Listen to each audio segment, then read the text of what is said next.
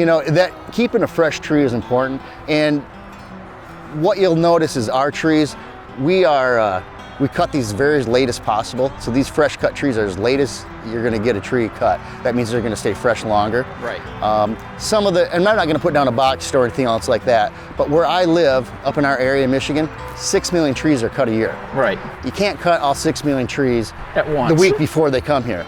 So what do you cut first? Well, you're gonna cut the ones that are the lower grade trees that are usually getting bought up by the larger companies, okay? Right. And then all these trees you see here are hand picked by us. They're selected the best ones out of the field, cut the very latest. And like a lot of these, we just unloaded these yesterday, they still had snow on them.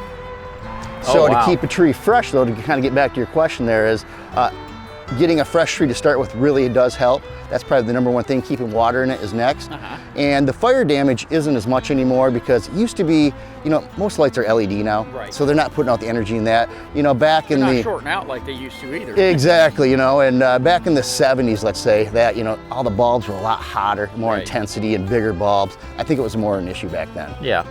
So is there anything we can put in the water to help with the life of the tree? There is. There's a lot of home remedies you see out there. I've heard everything from vodka to aspirin to Sprite, and sometimes you mix all that together maybe and you should drink it, but we sell something called Keeps It Green. Right. It's an enzyme in there that helps keep the sap from resealing back up. Okay. Because like we talked about, when you cut a tree, the bud of the tree will seal back up. Over time, it'll do that too. So if you've got a tree, let's say you set it up, and some of these are so fresh that you set it up and maybe, let's say, the sap starts sealing itself back up. It quits drinking water right away. Right. Well, this enzyme you can put in there keeps that from happening, so it'll keep absorbing water. Okay.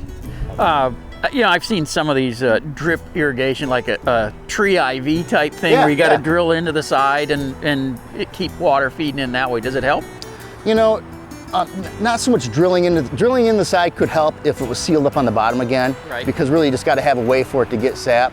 But if you look at a tree, step over here real quick. Look at the stump of a tree here. Yep. It's really going to absorb its water through most of the outer edge here. Okay. So drilling way into the tree probably isn't the best thing. It's more breaking off this sap layer that formed down here, so you have a fresh cut like that. Okay. So the number one thing is though, keep it full of water. We like to tell everyone too, if you fill it with hot water every day too, that helps keep that sap softened up too and keep from forming so much too. So a little hot water, some of the tree preservatives you can put in there are the two of the best things. I would not have thought about hot water. That's a good one. Yeah. Hey, for more quick tips like these, subscribe to our YouTube channel. You can get there by going to thipro.com.